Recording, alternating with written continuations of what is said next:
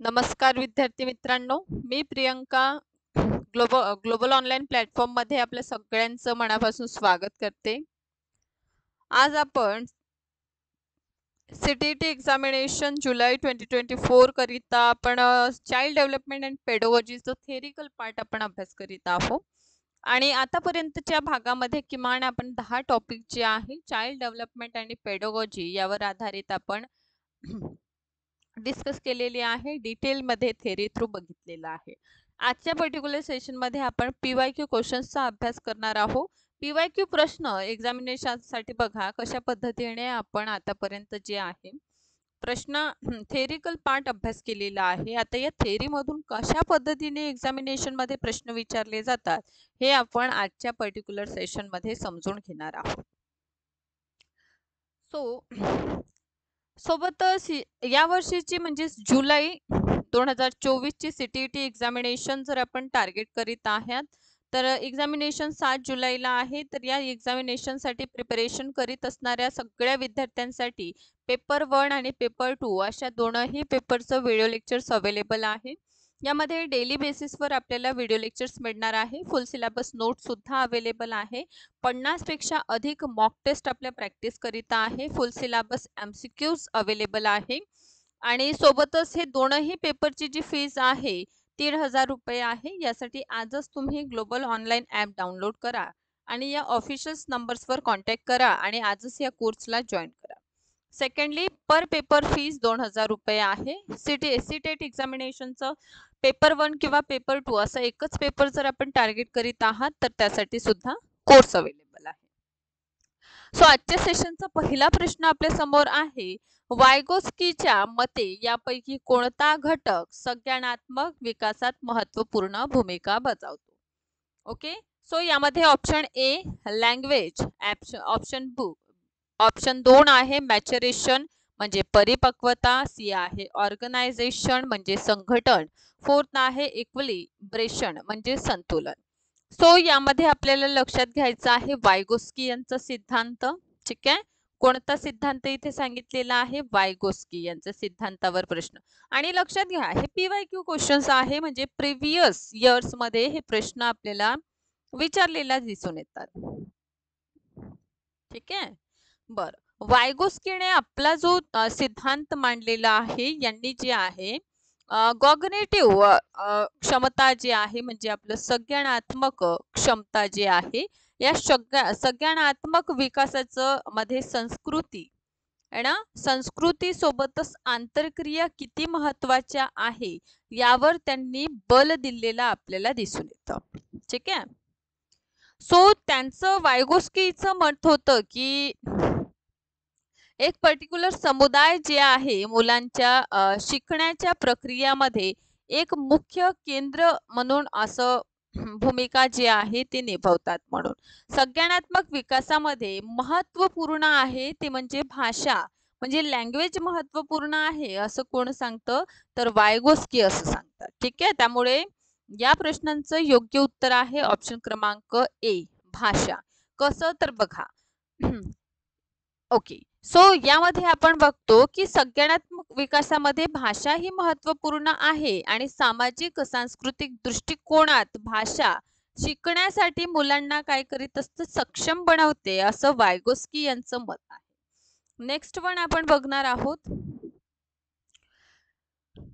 Okay, कोलबर्गच्या कोणत्या टप्प्यांवर व्यक्ती असा युक्तिवाद करतात की विवेकाच्या स्वतः निवडलेल्या नैतिक तत्वाद्वारे योग्य कृतीची व्याख्या केली जाते?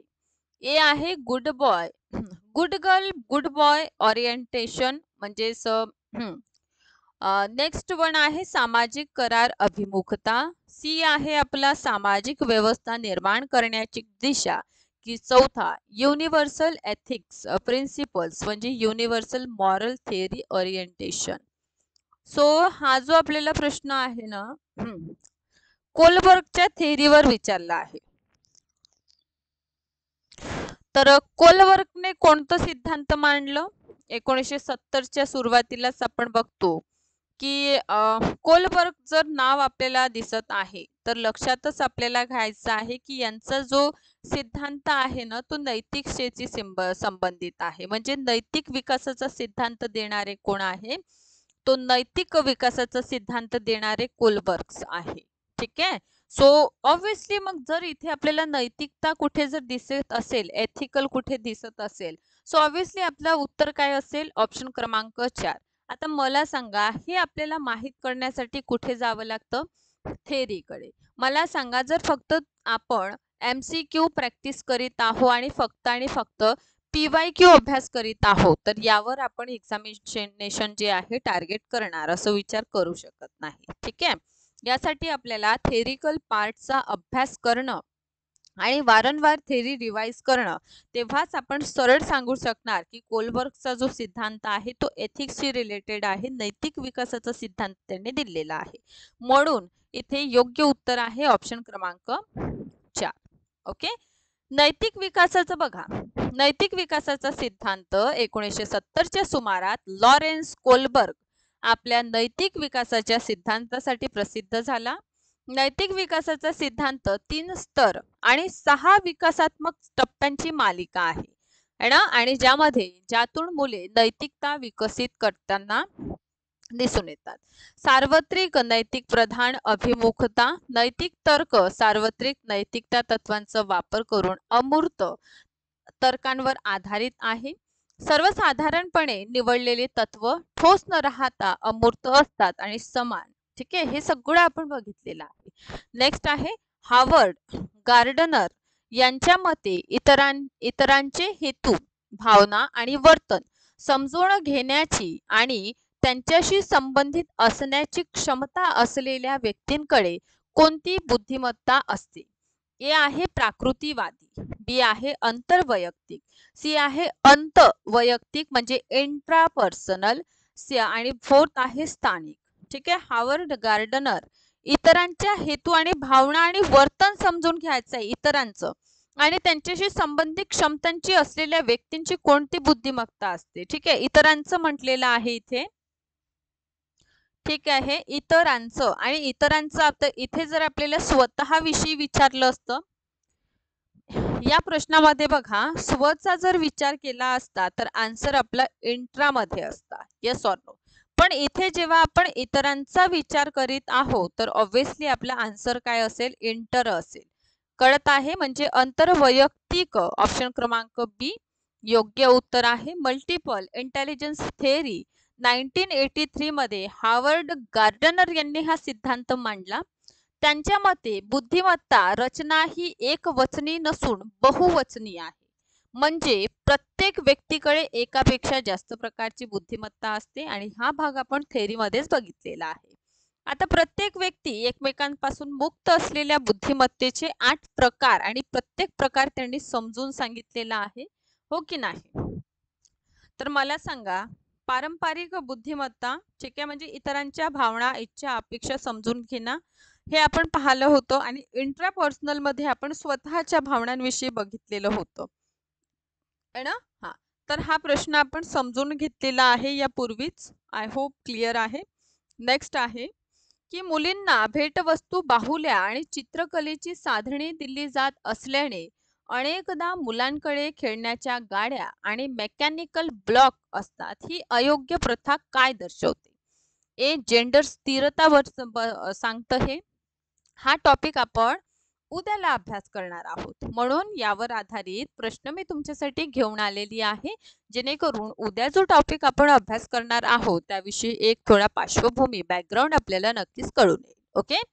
सो बघा काय आहे, मुलींना भेटवस्तू, बाहुल्या आणि चित्रकलेची साधने दिली जात असल्याने अनेकदा मुलांकडे खेळण्यासाठी गाड्या देतात, मेकॅनिकल ब्लॉक देतात.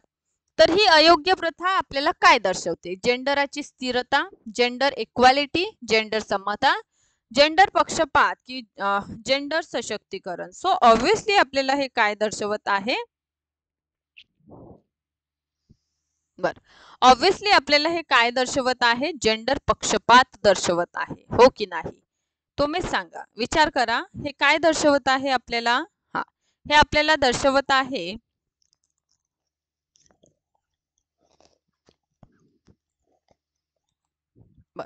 हे आपल्याला काय दर्शवित आहे? जेंडर बायसनेस दर्शवत आहे, म्हणून इथे योग्य उत्तर ऑप्शन क्रमांक सी आहे. ठीक आहे. बरं. तर इथे बघा आपण काय करणार आहोत, एक सेकंड. ठीक आहे. चला, सामाजिक रचना ही एक अशी गोष्ट आहे जी सामायिक कल्पना किंवा धारणा प्रतिबिंबित करते. ठीक आहे. इथे बघा आपल्याला दिसून येतं की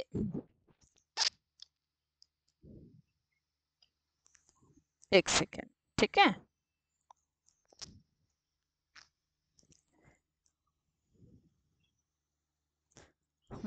लैंगिक पूर्वग्रह. ठीक आहे. तर हा जो आपला टॉपिक आहे ना, हे आपण उद्याला अभ्यास करणार आहोत. पण या टॉपिक विषयी एक बॅकग्राऊंड बघा. ठीक आहे. पुरुष आणि स्त्रियांबद्दल मतांमधील फरक म्हणून केलं जातं. बऱ्याचदा एका लिंगाला दुसऱ्यापेक्षा आपण बघतो की अनुकूल असतं. हा एक प्रकारचा पक्षपातीपणा आहे जो कोणत्याही प्रकारच्या लिंगांसाठी दर्शवला जातो. उदाहरणार्थ गणितात मुलींपेक्षा मुले रस आहे हा केवळ पूर्वग्रह गैरसमज आहे, असं काहीच नसतं. ठीक आहे. स्त्री पुरुष समानता हा मूलभूत अधिकार आहे. जास्तीत जास्त मुलींना विशेष ग्रामीण क्षेत्रातील आपण बघतो की शिक्षण उपलब्ध करून देण्यासाठी लिंगभेद दूर करणे यासाठी कार्यक्रम सुद्धा दिसून येतात. नेक्स्ट प्रश्न आहे, खालीलपैकी कोणते अपंगत्व आणि संबंधित संबंधित विद्यार्थ्यांचं समावेशनासाठी योग्य संयोजन रणनीतीचा योग्य संयोजन आहे? ए आहे attention deficit hyper activity disorder दीर्घ चित्रपट दाखवा. बी आहे ऑटिझम शक्य तितके समान वेळापत्रकासह नित्यक्रम. सी आहे आपला वाचनाने पर्याप्त गुंतागुंत गणितातील आधारित प्रश्न. तिसरा आहे वक्तृत्व मूल्यमापनाचं केवळ तोंडी स्वरूप स्वीकारणं. अपंगत्व संबंधित विद्यार्थ्यांचं सर्वसमावेशनासाठी योग्य काय आहे? तर ऑटिझम शक्य तितके समान वेळापत्रक करणं आणि वेळापत्रकासह नित्यक्रम सो शेड्यूल. ठीक आहे. पॉसिबल करणं. ठीक आहे. तर बी. नेक्स्ट, राष्ट्रीय शैक्षणिक धोरण 2020चा फोकस काय आहे? कठोर पाठ्यक्रम शिक्षाशास्त्र आणि मूल्यांकन. ऑप्शन बी आहे बहुविषयकता आणि समग्र शिक्षा. सी आहे परीक्षेसाठी आणि परीक्षेसाठी शिकणे. आणि फोर्थ आहे मूल्यमापनांच्या एकत्रित पद्धतींचा अवलंब करणे. ओके. सो इथे आपण बघतो की बहुविषयक म्हणजे मल्टी डिसिप्लिनरी अँड हॉलिस्टिक एज्युकेशनवर भर दिलेला आपल्याला दिलेलं दिसून येतं. आता हा जो टॉपिक आहे आपल्या CDP मध्येच आपल्याला अभ्यास करायचा आहे. ठीक आहे. तर थेरिकल पार्टमध्ये समोर येणाऱ्या सेशन्समध्ये मी हा टॉपिक कव्हर करून देणार.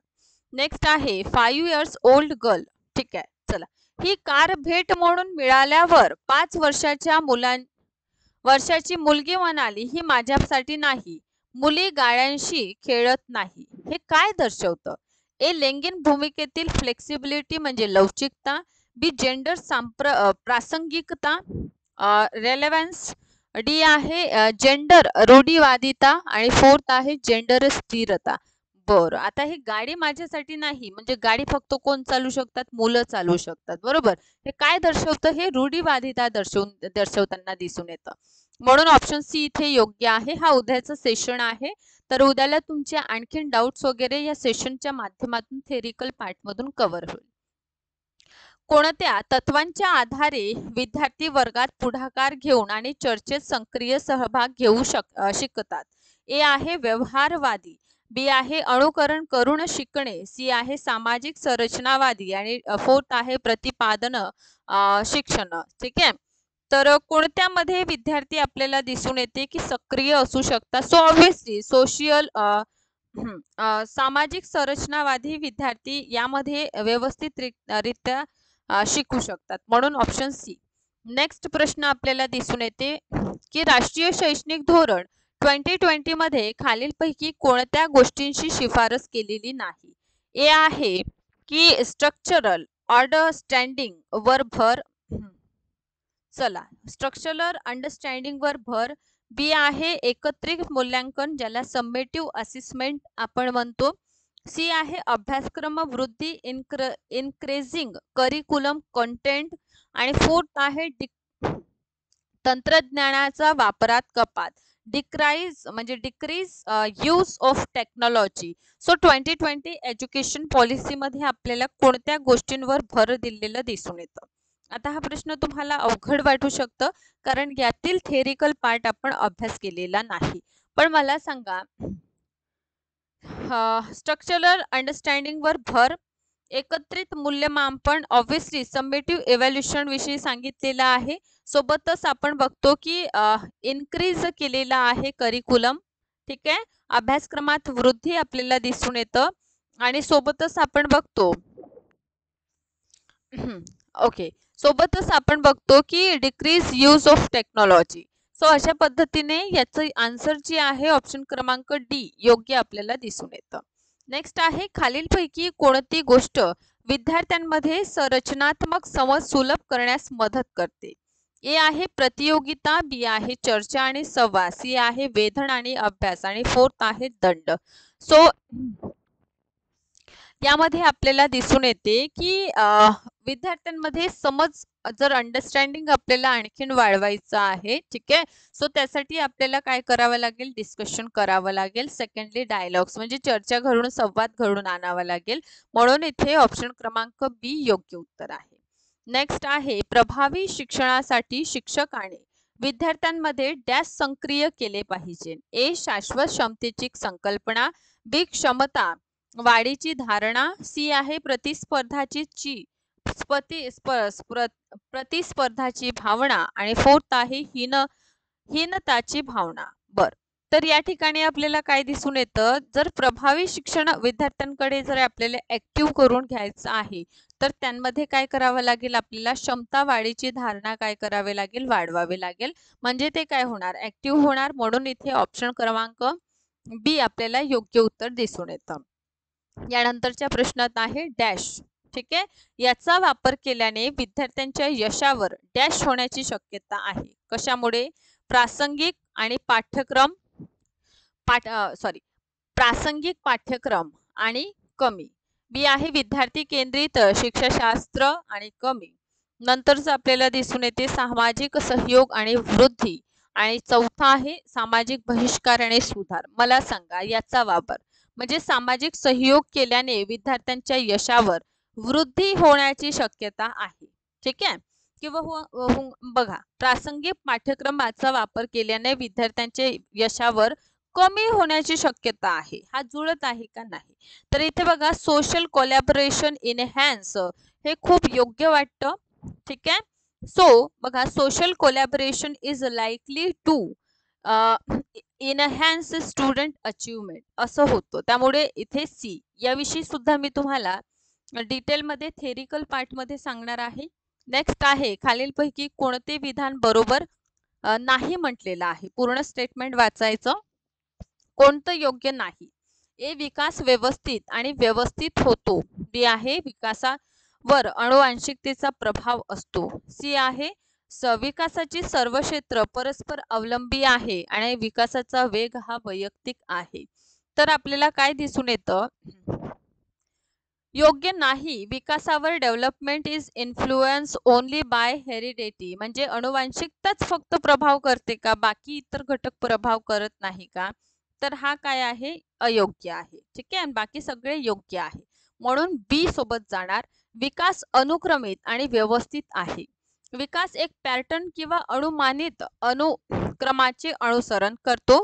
शारीरिक विकास, मोटर किंवा भाषेचा विकास आणि बौद्धिक विकास निश्चित क्रमाने होत असतो. विकास अनुवांशिकतेवर तसेच पर्यावरणावर अवलंबून असते आणि वैयक्तिक मानसिकता, आर्थिक स्थिती, सामाजिक संवाद अशी इतर घटक देखील वैयक्तिक विकासात महत्त्वपूर्ण भूमिका बजावतात. कळत आहे? बरं, तर प्रश्न आपल्याला काय होता, कोणतं बरोबर नाही? तर विकास एक व्यवस्थित प्रक्रिया आहे. पहिल्या स्टेटमेंट मधून बघा ही गोष्ट क्लिअर होते आपली, है ना. विकास काय आहे, व्यवस्थित आहे, ठीक आहे. सोबतच विकास सर्व क्षेत्र कोरिलेटेड आहे. जसं इथे आणखीन एक आहे विकासाचा वेग वैयक्तिक आहे. तर वैयक्तिक मानसिकता, आर्थिक, सामाजिक संवाद हे सगळं कोरिलेटेड आहे. म्हणून चौथा स्टेटमेंट सुद्धा इथे बरोबर दिसून येतं. आणि सोबतच एकमेकांशी ऑब्व्हियसली आपलं बौद्धिक क्षेत्र, आपलं जे मानसिक क्षेत्र आहे, आपलं शारीरिक विकास म्हणा किंवा भाषिक विकास म्हणा, हे सगळेच विकास आपल्याला काय दिसून येईल, एकमेकांशी काय आहे, रिलेटेड आहे. म्हणून आपण इथे योग्य उत्तर काय म्हणायचं, बी आहे. नेक्स्ट, सो डॅश आणि डॅश हे मुलांच्या सामाजिकरणाचे दुय्यम घटक. यापूर्वी आणखीन एक PYQ सेशन्स घेतलेला आहे आणि त्या PYQ सेशन मध्ये मी तुम्हाला सांगितलेलं होतं की कशा प्रकारे सामाजिकरणाचे प्राथमिक घटक काय आहे म्हणून. ठीक आहे, आज आपण दुय्यम घटकांविषयी बघत आहोत. ए फॅमिली आणि नेगबर, परिवार आणि आजूबाजूचं नेगबर्स. बी आहे रिलीजन अँड पॅरेंट्स, धर्म आणि अभिभावक. सी आहे स्कूल अँड रिलीजन. ठीक आहे, फोर्थ आहे परिवार आणि स्कूल. बर, या ठिकाणी एक गोष्ट आपल्या लक्षात घ्यावं लागेल. काय लक्षात घेणार आपण, बर इथे बघा, प्रथम सेकंडरी विचारलेला आहे सोशलायझेशन मध्ये. ठीक आहे, तर आपल्याला फॅमिली आणि नेगबर्स आहे, रिलीजन आणि पॅरेंट्स आहे, स्कूल, रिलीजन आहे, फॅमिली आणि स्कूल आहे. बघा इथे काय आहे, स्कूल. ठीक आहे, आणि धर्म आपल्याला दिसून येईल. ठीक आहे, शाळा आणि धर्म हे मुलांच्या सामाजिकरणामध्ये दुय्यम घटक आहे. कसं, तर दुय्यम सामाजिकरणात शाळा मूल्य आणि वर्तणुकींची पद्धत आत्मसात करण्याच्या प्रक्रियेला दुय्यम सामाजिकरण म्हणतात. उदाहरणार्थ धर्म आहे, शाळा आहे, प्रसार माध्यमे आहे. शाळेची प्राथमिक भूमिका मुलांचे सामाजिकरण ही असते. शाळा योग्य उद्दिष्टे निर्माण करतात आणि विद्यार्थ्यांच्या शिक्षणात योग्य वातावरण प्रदान करतात. धर्म मुलांच्या सामाजिक दृष्ट्या सक्रिय बनवतो, त्याला धर्म आणि देवतांविषयी ज्ञान देतो. ठीक आहे, चला नेक्स्ट, जीन पियाजे यांच्याविषयी प्रश्न आहे. चला ठीक आहे, हा सो जीन पियाजे यांच्याविषयी नेक्स्ट आपल्याला प्रश्न दिसून येतं.